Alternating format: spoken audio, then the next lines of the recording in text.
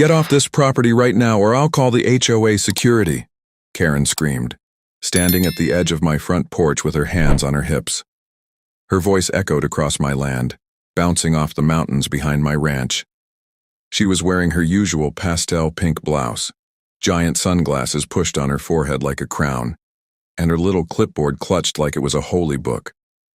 I just stood there in silence, watching this woman I barely knew act like she owned the place. Behind her, 2 other HOA members stood awkwardly near their golf cart, shifting from foot to foot. But Karen was the one in charge, clearly. She marched up my steps like she had every right in the world to be there. "This land is not up to community standards," she barked, jabbing her pen toward my newly painted barn. "You are not welcome here anymore. Either you leave voluntarily, or we will escalate this." I was about to respond calmly when I heard it. The distant rumble of tires crunching gravel. A black SUV crept up the long dirt road toward the ranch. Then a second. Then a third. Karen turned her head just as the first SUV came to a stop. She squinted. "Who is that? I didn't approve any guests." The front passenger door opened. A tall man in a black suit stepped out, wearing dark sunglasses and a stone-cold expression. Another man stepped out of the second SUV, then a woman from the third, all dressed in dark suits, all with earpieces. Karen froze. I didn't say a word. The lead agent adjusted his blazer and started walking toward us. Karen took one shaky step back. Then he said, loud enough for everyone to hear, "Sir, are these individuals harassing you again?" Karen's mouth fell open. The other HOA members started whispering and backing away. I nodded slightly, then pointed to Karen. "She told me to leave my own ranch." The agent turned to Karen, removed his sunglasses slowly, and said, "Ma'am, I suggest you step away." That was when Karen screamed, "You're lying. This is fake. You're not real." And that's when 2 more agents stepped out of the back SUV and flashed their badges. Everything fell silent.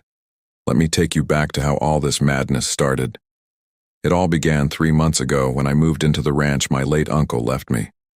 I had been working in DC for years, handling government security systems and training agents at the academy.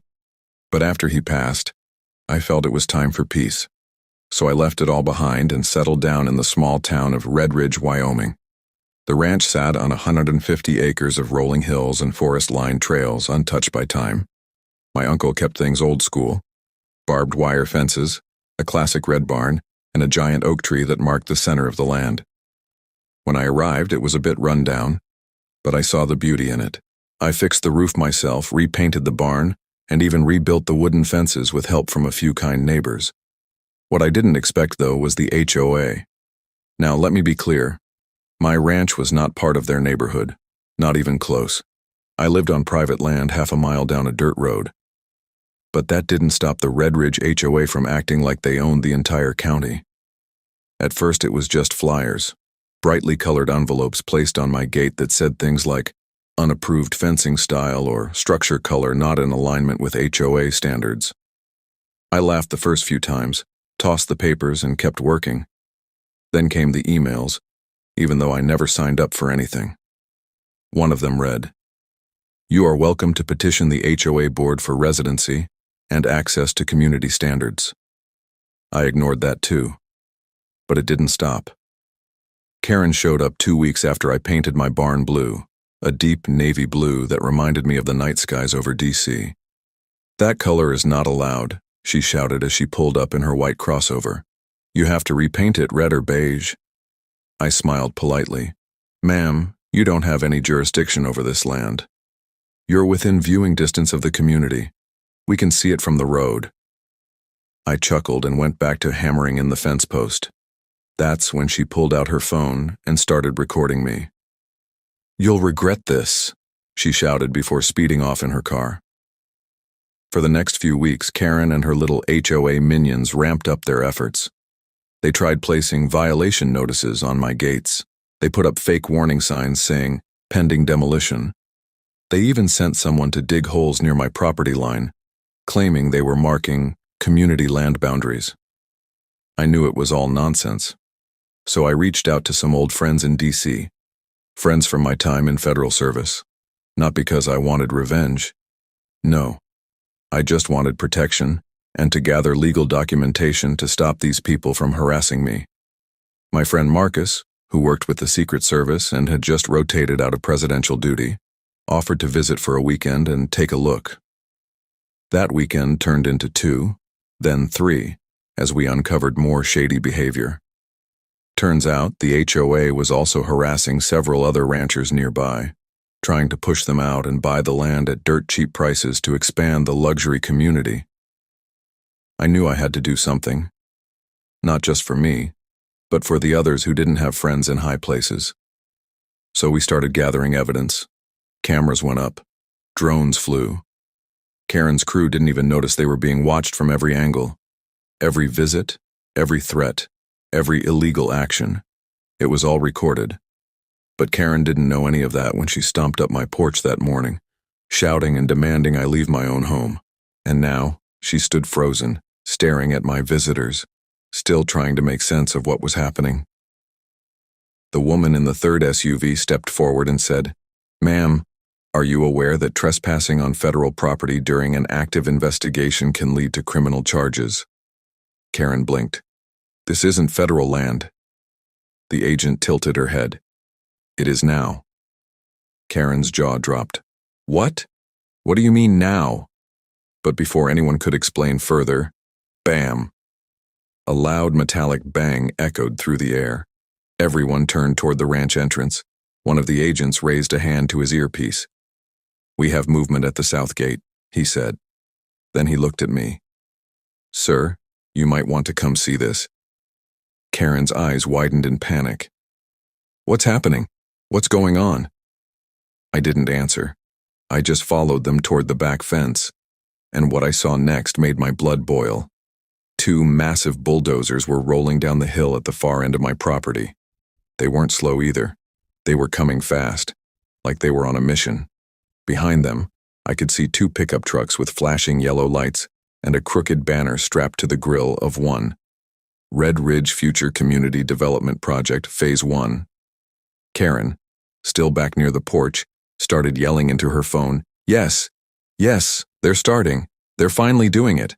Clear the area. He has no right to be here. The HOA board approved it." I stood there in stunned silence for a moment, then turned to Marcus. He didn't flinch. "We knew they'd try something bold. I just didn't think it'd be this stupid." Another agent spoke into his wrist mic. "Requesting federal hold on all incoming equipment on coordinates 38.77 by 105.35. Immediate status code red." Marcus turned to me. "You want to stop them, or should I?" I clenched my jaw. "Let's both go." We hopped into his SUV and drove down the rocky path toward the equipment. Karen was still dancing on my porch like she had just won the lottery. "You'll be gone by the end of the day," she screamed after us. We stopped right in front of the bulldozers, tires skidding to a halt in the dry dirt. The lead bulldozer operator stepped out, chewing gum like he was bored out of his mind. "This is private land," I said, stepping forward. "You're trespassing." He shrugged. "I've got orders from Red Ridge HOA. They said this plot's part of the expansion project now." "Do you have any paperwork?" Marcus asked, stepping beside me. The man pulled out a crumpled piece of paper and handed it over like it meant nothing. Marcus looked it over once and handed it to another agent, who immediately snapped a photo and sent it off on his tablet. "It's fake," he whispered to me. "Completely fabricated permit numbers." I turned back to the operator. "You have 5 minutes to get off this land. After that, we take action." The man raised both hands. "Hey, don't get mad at me. I'm just the guy who drives the thing." Marcus pulled out his ID badge and flashed it. "Tell your bosses that federal agents are now involved. If they move 1 inch of dirt on this land, they'll be facing felony charges." Within seconds, the operator climbed back into his bulldozer, threw it in reverse, and started backing away. The other one followed.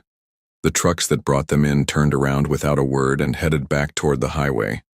We stood there until the last taillight disappeared into the distance. Then Marcus exhaled. "You know," he said, I thought moving to Wyoming would be boring. But just as we were heading back up the road, something else caught my eye. A drone. Not one of ours. It hovered just above the tree line, too high for the untrained eye to notice, but clearly watching. "Did you see that?" I asked. Marcus glanced up. "Not one of ours? Let me guess. HOA surveillance?" I nodded. "They've been flying them over for weeks, trying to see what we're doing. They think if they catch me breaking something, they can fine me or drag me into court." Marcus narrowed his eyes. "We can use that." And that's exactly what we did. The next day, Marcus and the agents helped me set up a few scenes that looked like I was making illegal changes to protected wetlands, areas they had already mapped out and marked as untouched. We placed fake toolboxes, flagged some random rocks, and made sure it all looked suspicious from the air. Sure enough, the drones came buzzing in again, but this time, we were ready. We caught the drone signal, traced the feed, and found exactly where it was being operated from. A hidden trailer on the edge of the community, right behind Karen's house. That night, Marcus and two of his people visited the site and found all kinds of gear: maps, files, photos of my house, even recordings of my conversations at the barn. These people had been spying on me for months. When we confronted Karen about it the next morning, she looked smug as ever. "Oh, is spying illegal now?" she said with a laugh. "You think you can scare me with your little friends? I run this place. Everyone listens to me. You'll be gone soon enough, and we'll finally have peace around here." I wanted to scream, but I didn't. Instead, I gave her a quiet smile and said, "Good luck with that." We were planning something much bigger, but the tension didn't stop there. A week later, someone cut the power to the ranch. At first, I thought it was just a transformer issue, but when Marcus checked the control panel by the fence, he found it had been deliberately smashed. Wires snipped clean, and a small red tag hanging off the box that read, "Unsafe, ordered shut down by HOA." That night I had to fire up the generator and keep the place running on backup. And while I sat on the porch sipping lukewarm coffee, I got a call from an unknown number. When I answered, the voice on the other end was disguised. "You should leave. This isn't a fight you can win." I didn't speak.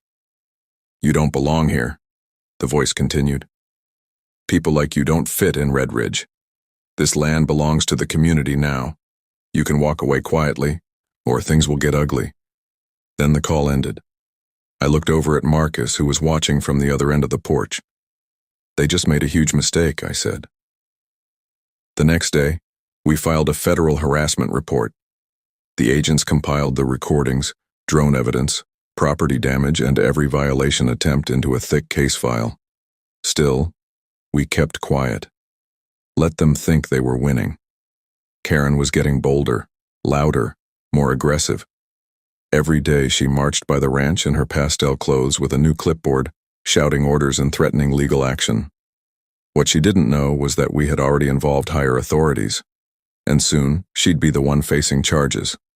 But right when I thought we were getting a handle on everything, something worse happened. I woke up one morning and found the ranch gates wide open, and my livestock gone. All of them. The chickens, the goats, the 3 horses I'd just brought in for trail work. Every animal, gone without a trace. And on the ground near the barn, a red spray-painted message scrawled across the wall. "Leave, or next time it'll be you." My fists clenched as I stared at it. This was no longer just about land or fences, this was war. I stood there in silence, staring at the red spray paint on my barn wall. The letters dripped down the wood like blood, each word screaming louder than the next. "Leave, or next time it'll be you." My chest felt tight. My heart thumped like a war drum in my ears. And for the first time since this whole mess started, I was angry. Not annoyed. Not frustrated. Angry. Marcus came jogging out of the main house barefoot, a piece of toast still in his hand. "What's going on?" Then he saw the barn. His voice trailed off. He dropped the toast. "Check the cameras," I said, my voice low. Now. The security team moved fast. Within minutes, they had footage pulled up on tablets. We watched in silence as two men dressed in black hoodies and masks snuck onto the property around 3:14 a.m. They disabled two cameras on the north end, slipped through the side fence, and within 20 minutes opened the gate from the inside and drove out with my livestock loaded onto a covered trailer. They knew what they were doing, Marcus muttered. They came prepared. That wasn't random. We caught a brief glimpse of one of the men's arms, a small tattoo just above his elbow. It was blurry, but enough to recognize a snake curling around a mailbox. My blood froze. That was the Red Ridge HOA's unofficial logo, a twisted inside joke they'd printed on t-shirts and mugs for members. I'd seen Karen wearing a sweater with it during one of her loud meetings on the sidewalk. Marcus took a deep breath. This just crossed into felony territory. Theft, threats, trespassing, federal harassment. We can pull every record, get them all on file. No, I cut in. He raised a brow. No? I turned to face him. Let's catch them red-handed. I want every neighbor, every rancher they bullied, everyone who ever felt powerless to see what these people really are. I want them exposed. Fully. Publicly. Marcus gave me a long stare, then nodded. So, we made a plan. For the next week, I let the ranch go quiet. I didn't respond to any more HOA threats. Karen strutted around like she'd already won. I saw her throwing little garden parties at her house with wine and cheese boards, celebrating community improvements. But behind the scenes, we were working. We contacted the ranchers who'd been pushed out by HOA bullying. 4 of them had left town, but one, Mr. Callahan, had stayed. He was 67, half-blind in one eye, and lived in a trailer by the mountains. The HOA had taken nearly 80 acres of his land over code violations and had fenced it into their new golf cart paths. They think we're weak, he said when I visited, but I still got fight in me. With Mr. Callahan's help, we tracked down more locals who had stories. One couple showed us court documents where Karen tried to sue them over the color of their mailbox. Another man, a former HOA treasurer, had actual receipts showing thousands of dollars in mystery spending from the association's account, all signed off by Karen. Meanwhile, Marcus worked with federal officers to match the surveillance footage of the thieves to known associates of Karen's team. One of them? Her nephew, Ethan Walker, a failed real estate broker who had gone bankrupt trying to flip properties in Arizona. Ethan had moved into Red Ridge 2 months ago, the same time the threats against my ranch got worse. Things were lining up perfectly, but we needed the last piece. So we set a trap. I announced in the local bulletin that I'd be hosting a community dinner on my ranch, open invite, free food, a night under the stars. I made sure it was posted on Red Ridge's neighborhood site where all the HOA board members lurked. Karen saw it, of course. The very next morning, I got another fake violation taped to my mailbox. Unauthorized assembly on HOA-governed property. Cease and desist or face removal. I laughed. That night, Marcus and I worked with the agents to hide extra cameras around the barn, the guest house, even inside the gates. We set decoys, left fake records of new animals arriving, even parked an empty livestock trailer near the barn. Bait. Then we waited. At exactly 2:37 a.m., they came again. 3 of them this time. They tried to disable the cameras, not knowing we'd installed backups inside hidden solar panels. They climbed the fence like it was nothing, crept up to the barn, opened the side doors. Flash, bang, lights, sirens. Suddenly, blinding white floodlights flooded the yard. 2 SUVs flew through the gates, engines roaring. Agents jumped out with flashlights and restraints. The 3 men scrambled like rats, but they didn't make it far. One got caught in barbed wire. Another tripped into a pile of empty feed buckets. The last was tackled by Marcus himself. When we pulled off their masks, Karen's nephew Ethan was one of them. Game over, Marcus said, panting. The local sheriff's department arrived 30 minutes later, now finally interested since federal agents were involved. Arrests were made. Paperwork was filed. But the best part? Karen showed up mid-morning, hair in rollers, wearing a robe, screaming from the back of her SUV. "This is a setup. My nephew was just walking his dog." "There's no dog, ma'am." She stormed up to the gate. "I demand to speak to whoever's in charge. This is still HOA jurisdiction." I stepped forward slowly, holding a steaming mug of coffee. "Actually," I said with a smile, "this is private federal land under temporary protection." She blinked. "You're bluffing. You think you're clever with your little cameras and your guard dogs, but you can't scare me. I'll have you dragged off this land by the HOA security team myself." Then came the sound again. Engines. 3 identical black vehicles rolled up the dirt path and stopped behind her. The doors opened. Out stepped men and women in black suits, sunglasses, radios in ears, calm, silent, armed. Karen turned around slowly. Her voice cracked. Who are they?" Marcus stepped up behind me and whispered, "Secret Service. They're here for the briefing on the cybercrime connection. Thought they'd stop by." Karen backed up so fast, she tripped over her own foot. I didn't know," she stammered. "No," I said gently. "You didn't." But this wasn't over. Because when we checked the agent's findings, we discovered something much darker. Karen wasn't just harassing me to push me out. She was planning to sell the entire ranch, including the land she didn't own, to a foreign investor for over $6 million. The contract was already drafted, and the signing was just 2 days away. 2 days. That's all we had before Karen planned to illegally sell my ranch. Land she didn't own, to a foreign developer who thought he was buying 150 acres of clean, HOA-approved property in Wyoming. Marcus stared at the contract, his jaw tightening as he flipped through the pages. The buyer's name was listed as Zhang Holdings, LLC, with a Denver-based proxy agent handling the transfer. And right there, in bold black letters, was a forged signature.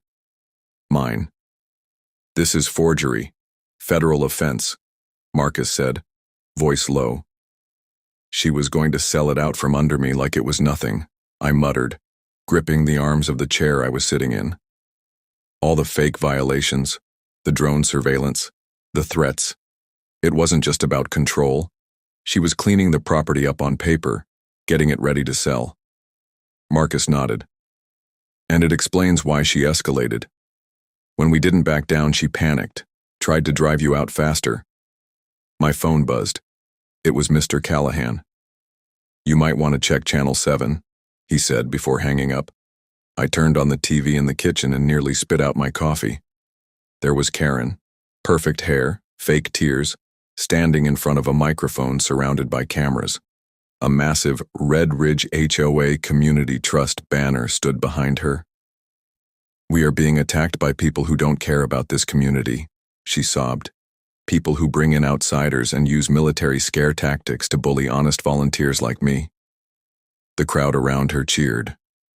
"I've worked day and night for Red Ridge," she said, voice shaking. "And this man, this stranger, has tricked law enforcement and brought spies into our peaceful neighborhood." It was a masterclass in manipulation, and unfortunately it worked. The comment sections on local news sites blew up. "Karen is just trying to keep the community safe. Why does that guy have agents on his land anyway? That's suspicious." I smell a federal cover-up. The court of public opinion was shifting. Fast. "She's controlling the narrative," Marcus muttered, pacing. "We need to flip it," I said. "Not just legally, publicly. If we want this to stop, we have to show everyone who Karen really is." So that night we got to work. Marcus reached out to a journalist he knew from his DC days, Lana Ruiz, an independent investigative reporter with a reputation for exposing HOA abuse stories and crooked land deals. She flew out the next morning. We showed her everything: the stolen livestock footage, the fake paperwork, the drone surveillance hub behind Karen's house, and most importantly, the forged contract with my signature. She didn't blink once. "This is going to be big," she said. "But you need to let me film her live. You need to bait her." That's when the plan came together. We staged another violation. I planted a massive billboard in front of the ranch with the words, "No trespassing, this land is not for sale." And right beneath it, "Ask your HOA president why she's selling it anyway." The sign went up at sunrise. Karen showed up at noon. She had 3 men with her, 2 HOA board members and 1 guy I'd never seen before. Slick hair, dark shades, suit too expensive for a place like Red Ridge. The developer, Zhang Holdings U.S. rep. I watched from the porch as Karen's heels dug into the dirt. She pointed up at the sign, face red with rage. "This is defamation," she shrieked. "Take it down or I'll sue." "I think you should talk to your buyer," I replied, calm as ever. The rep stepped forward. "Is this true? You don't actually own the entire 150 acres? Karen blinked. What?" He held up a copy of the contract. "This says full deed transfer, but this man is standing on the very land you're claiming to sell." Karen's eyes darted back and forth. I was told he wasn't the rightful heir. There were legal complications. It was being processed." Lana's camera was rolling the whole time, perched on a tripod behind the barn. Karen spotted her. "Is that a reporter?" Lana smiled. "Oh, please continue. The truth makes for great headlines." Karen's voice cracked. "Turn that off, you can't film me." "You're on a public-facing road near a private property line," Lana said sweetly, "and I've got written consent from the landowner." Karen looked like she was about to burst into flames. She spun toward the developer, grabbing his arm. "Don't believe him. He's using fake agents. None of this is real." That's when Marcus walked up and handed her a folder. Federal records, agency reports, and the confirmation that the land is fully deeded to its rightful owner, my friend. The developer pulled away from Karen and muttered, "We're done here." Then he turned, got into his car, and sped away. Karen screamed after him, "Come back, I can explain." The HOA board members stood awkwardly beside her, whispering to each other. One of them, a skinny man with glasses, stepped forward. "We didn't know," he said quietly. "She said it was all approved. We trusted her." Karen whipped around. "Don't you dare abandon me now." "You forged a contract, Karen," I said, stepping closer. "You stole animals, sent people to destroy my fences. You told me to leave my own ranch." "I did what I had to do for the community," she barked. "No," I said. "You did what you had to do for the money." That night, Lana released the footage online. It went viral. Within hours, the story hit national Reddit threads, Facebook groups, and even HOA watchdog sites. Viewers across the country were horrified and fascinated by HOA Karen trying to sell off a ranch she didn't own. The backlash was instant. Karen's face was plastered on memes, TikToks, and news banners with captions like, "Karen tried to evict a rancher. Didn't know he had friends in the Secret Service." But she didn't take it lying down. The next morning, I woke up to find smoke rising from the edge of my property. The tool shed was on fire, and a message carved into the dirt nearby with a rake. "I'm not done yet." Marcus ran out with a fire extinguisher while I grabbed the hose. We got the flames out before they reached the tractor, but the shed was lost. "She's getting desperate," Marcus muttered, checking the scorched ground. "I know," I said, "which means the end is close." And I was right. Because what we found inside her house the next day, that would change everything. We didn't go looking for it. Karen's house had been sealed for investigation after the forgery and property destruction evidence mounted. But one of the HOA board members, Gregory, the skinny guy with glasses who had clearly had enough of Karen's madness, called us. "I think you need to see this," he said over the phone. He handed over a copy of Karen's personal HOA binder. This wasn't the regular HOA ledger they showed at meetings.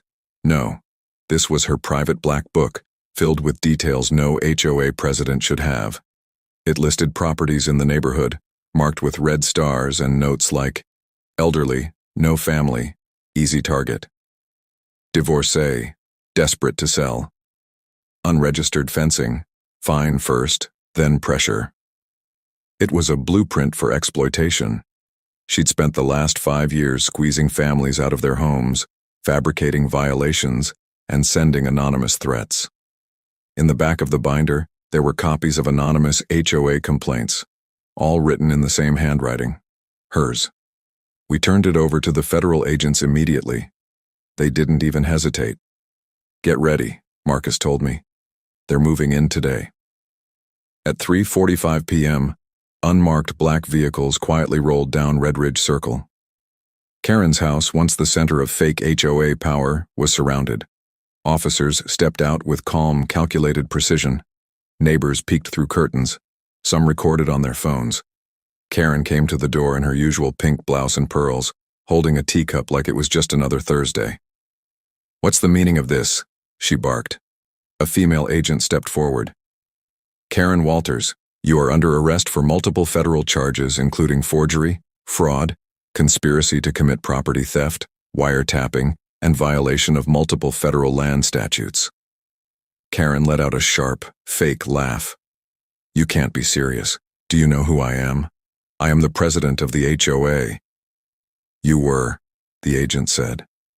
Karen dropped her teacup. It shattered on the porch. "You're making a mistake," she screamed as they cuffed her. "I did this for the neighborhood. I was trying to save this town." The agents didn't even flinch. They placed her into the SUV and drove off. The HOA board quickly called an emergency meeting, without her. And for the first time they voted unanimously to dissolve the HOA entirely. Every rule she had written, every violation she had faked, every lie she had pushed, it all came crumbling down in under 30 minutes. The town cheered, literally. People walked over to my ranch just to shake my hand. Mr. Callahan cried and said he never thought he'd live to see justice. Lana's video crossed over 10 million views by the weekend. Local news, then national news, then international stories picked it up. But it wasn't just about me anymore. Karen had scammed over $1.3 million through fines, forced sales, and fake HOA fees over the years. And once word got out, victims came from everywhere.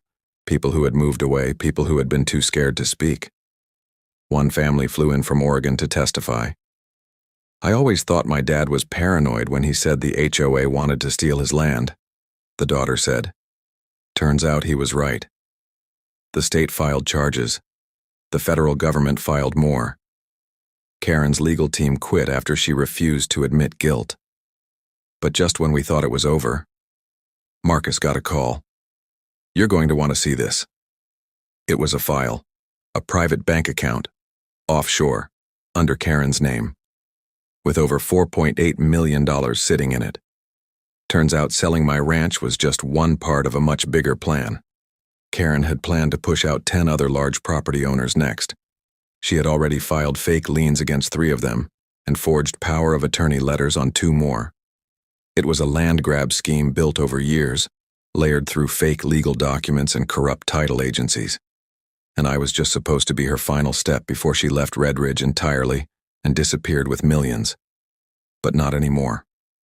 With that evidence, she faced over 45 years in federal prison. The town of Red Ridge? It changed overnight. The HOA sign was torn down and replaced with one that said, "Welcome to Red Ridge, a free rancher's town." People laughed again, talked across fences, shared tools, helped each other without fear of violation notices or secret fines. And as for me, I stayed. I rebuilt the shed, restocked my livestock, and added a community space on the ranch for gatherings and support. It was open to everyone, especially those Karen once scared into silence. Marcus stuck around for a while too. He said it felt good to work on something real again. We fixed up a few more places together, taught local kids how to ride horses, and even ran self-defense classes every Saturday. But there was one final moment that truly marked the end. A week after Karen's arrest, I received a small envelope in the mail. No return address. Inside was a single piece of paper. It read, "I should have left you alone, but you made me look weak. I never forget people like you." No name, no signature, but I knew who it was from. I passed it to Marcus, who read it, sighed, and tossed it into the fire pit behind the barn. "Let her rot in her cell," he said, and we watched the paper curl into smoke. Because no matter what she tried, Karen didn't win. The ranch was still mine, the town was finally free, and the community finally had peace. If you enjoyed this story, don't forget to like the video, comment your thoughts below, and subscribe for more jaw-dropping HOA revenge stories and real-life drama like this one. You never know who's watching or who they're connected to.